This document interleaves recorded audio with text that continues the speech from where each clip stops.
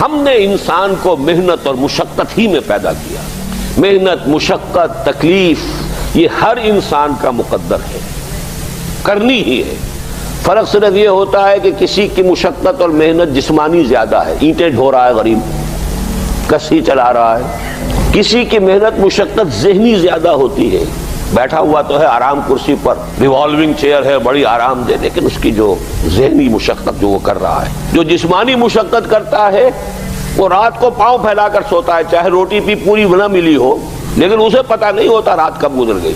اور یہ دوسرے جو ہوتے ہیں انہیں رات کو بھی نیند نہیں آتی، مخملی گدیلوں پر بھی نہیں آتی. انہیں ضرورت ہوتی ہے ہپنوٹکس کی بھی، سیڈیٹیوز کی بھی، ٹرینکولائزرز کی بھی، یہ ساری چیزیں وہاں چلتی ہیں، اس لیے کہ ان کی جو کوفت ہے وہ کسی اور قسم کی. لیکن بچا ہوا کوئی نہیں ہے. محنت، مشقت قرآن نے اتنی قسمیں کھا کر اللہ نے کہا ہے. ہم نے انسان کو، یہاں کسی انسان کی تخصیص نہیں ہے. محنت، مشقت، اور اس محنت مشقت کے ساتھ اس میں غالب نے ایک اور رنگ داخل کیا ہے، اس کے ساتھ غم بھی. مثلا حیوان اور انسان میں کیا فرق ہے؟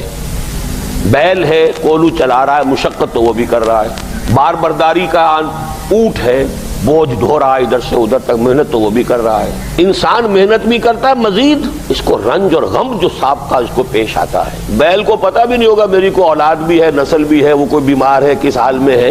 گائے کو بھی اپنے بچے کی خبر ہوگی، وہ چھوٹا سا جب ہے دودھ پیتا ہے، اس کے بعد اسے کیا پتا وہ کہاں گیا کہاں نہیں ہے. انسان کو جو تکلیفیں جھیلنی پڑتی ہیں، پھر جو غم جھیلنے پڑتے، وہ حیوان کے لیے نہیں ہے، یہ انسان کے لیے. اسی لیے کہا غالب نے کہ قید حیات و بند غم اصل میں دونوں ایک ہیں. موت سے پہلے آدمی غم سے نجات پائے کیوں؟ تو یہ مشقت اور غم دونوں کو شامل کر لیجئے. انسان کا معاملہ حیوان سے بدتر ہے اس پہلو سے. کبھی کسی بیل کو، اونٹ کو وہ صدمہ نہیں ہوا ہوگا کہ بیٹا نے سینے تان کر کہا ابا جان آپ چھوڑیے، آپ کیا باتیں کرتے ہیں، آپ دقیانوسی باتیں کرتے ہیں، اب زمانے کا رنگ بدل گیا. وہ جو بوڑھے باپ کو جو اس وقت صدمہ پہنچتا ہے، یہی ہے وہ جس پر میں نے اپنی جوانی کھپائی ہے، جس میں میں نے اپنے آپ کو انویسٹ کیا ہے. آج یہ میرے سامنے کھڑا ہو کر کیا کہہ رہا ہے. اور یہ تو میں نے بڑی ہلکی مثال دی ہے. گالیاں دینے والے بھی ہیں، ماں باپ کو قتل کرنے والے بھی ہیں. مرتا نہیں ہے بڈھا کہ یہ مرے تو مجھے یہ ساری جائیداد ملے اور مجھے آزادی حاصل ہو. اے انسان، تجھے مشقت پر مشقت جھیلتے ہوئے، محنت پر محنت کرتے ہوئے ہی آگے بڑھنا ہے، اور پھر اپنے رب کے حضور میں پیش ہونا ہے. یہ اور مصیبت ہے. کسی اونٹ اور کسی بیل سے محاسبہ نہیں ہے وہاں. اس روز کہے گا کافر کاش میں مٹی ہوتا، انسان بنا ہی نہ ہوتا میں، جسے آج ہم بہت بڑا شرف سمجھ رہے ہیں، شرف انسانیت. کاش کہ میں مٹی ہوں، یہ انسان کی حیثیت مجھے دی ہی نہ جاتی کہ میں آج یہاں کھڑا ہوں جواب دے کے.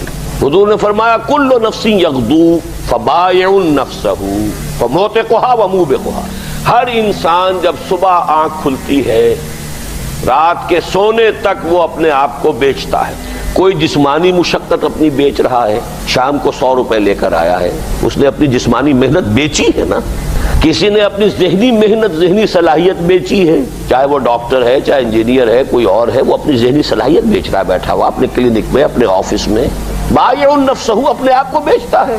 یہ بیچنا تو ہر ایک کا ہے، ہر شخص بیچ رہا ہے اپنے آپ کو. کوئی بدبخت وہ ہے جو یہ ساری مشقت جھیل کر بھی رات کو جہنم لے کر آیا ہے. کر مشقت بھی جھیلی اور لے کر بھی آیا آگ کے انگارے، اس لیے کہ حرام کاروبار کیا. کوئی وہ ہے جو اس مشقت کے بعد اپنے نفس کو جہنم کی آگ سے چھٹکارا دے کر آتا ہے. بیچا، جائز جگہ بیچا، جائز طریقے سے بیچا. بیچا اس نے بھی، محنت اس نے بھی کی، مشقت اس نے بھی کی، لیکن اس نے اپنی مشقت کے نتیجے میں اپنے آپ کو برباد کر لیا. تو جب آزمائش میں کوئی پڑے گا تو پتا چلے گا نا کہ کھرا ہے یا کھوٹا ہے. آزمائش میں نہیں آیا، امتحان میں نہیں آیا، کوئی تکلیف آئی نہیں، تو وہ کھرے اور کھوٹے گڑمڑ رہیں گے، ملے جلے رہیں گے. دودھ کا دودھ اور پانی کا پانی جدا نہیں ہوگا. کیا لوگوں نے یہ سمجھا تھا کہ وہ چھوٹ جائیں گے صرف یہ کہنے پر کہ ہم ایمان لے آئے اور انہیں آزمایا نہ جائے گا؟ ہم نے تو آزمایا ہے ان سب کو جو ان سے پہلے آئے. تو یہ تو یوں سمجھیے کہ اس راستے کا ایک مستقل معاملہ ہے. جو آئے سوچ سمجھ کر آئے کہ یہ شہادت گاہ الفت میں قدم رکھنا ہے. لوگ آسان سمجھتے ہیں مسلمان ہونا.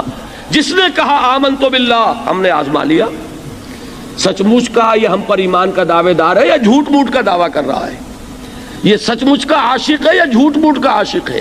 ظاہر بات ہے کہ امتحان نہ ہو، آزمائش نہ ہو تو کیسے ان کے مابین تمیز ہوگی؟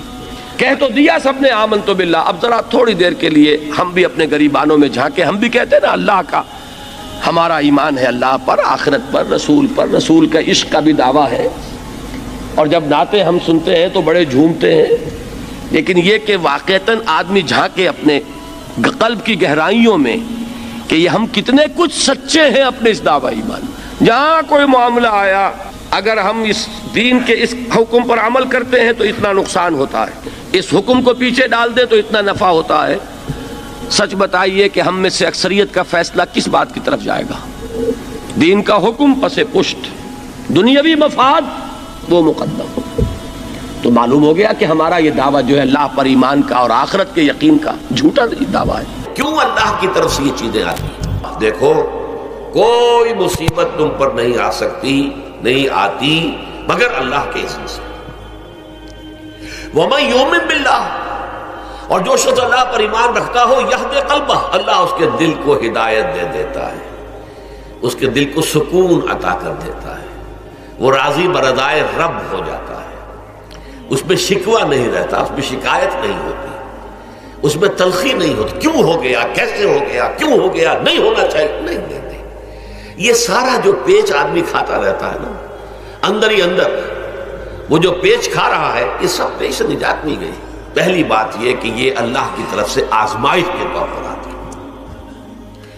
آزمائش، میرا بندہ اس پر صبر کرتا ہے یا نہیں، یا میرے خلاف بکواس کرنے پر آمادہ ہو جاتا ہے. اللہ تو ایسا ہے، اللہ نے تو ہم پر کبھی کرم کیا ہی نہیں ہے، اللہ تو ظالم، معاذ اللہ معاذ اللہ معاذ اللہ. کہیں ایسا تو نہیں، میرا بندہ جو ہے تکلیف کو جھیلتا ہے میری وجہ سے، یہ سمجھ کے کہ اللہ کی طرف سے آئی. یہ سب جو ہے یہ بہت بڑی کامیابی ہے اگر انسان کو حاصل ہو جائے. اور اس صبر کے نتیجے میں دو اور باتیں پیدا ہوتی ہیں. یہ مضامین علیحدہ علیحدہ دروس کے اندر آتے رہے ہیں، لیکن آج ایک نئے عنوان کے تحت جمع ہو کر آ رہے ہیں. پہلی بات یہ ہوتی ہے کہ یہ امتحان کا نتیجہ کیا نکلتا ہے کہ آپ نے ایک امتحان پاس کیا تو آپ کے اگلے درجے میں ترقی ہو جاتی ہے. 5ویں کا امتحان پاس کر لیا نا تو 6ٹھی میں جائیں گے، اب 6ٹھی کا امتحان پاس کریں گے تو 7ویں میں جائیں گے، 7ویں کا پاس کریں گے تو 8ویں میں. درجہ بدرجہ انسان کی دینی، ایمانی اور روحانی ترقی کا ذریعہ یہ آزمائش میں.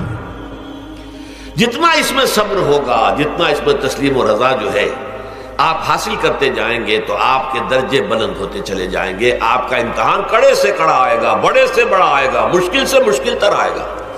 ایک وقت میں ایم اے کا امتحان بھی آپ کو دینا ہوگا، ایک وقت میں ہو سکتا ہے پی ایچ ڈی کے لیے تھیسس آپ لکھیں، پھر اس کے اوپر جو ہے ٹیم بیٹھی ہوئی اور آپ سے وہ بحث کرے، جرا کرے آپ سے، وہ بھی کرنا ہوگا. لیکن یہ کہ اگر پرائمری ہی میں فیل ہو گئے تو اس کا سوال ہی پیدا نہیں ہوتا کہ کبھی آپ ایم اے کا یا پی ایچ ڈی کا تھیسس بھی لکھیں. اور اسی کو دوسرے انداز میں کہا گیا ہے قرآن مجید میں، وَلِيُبْلِيَ الْمُؤْمِنِينَ مِنْهُ بَلَاءً حَسَنًا.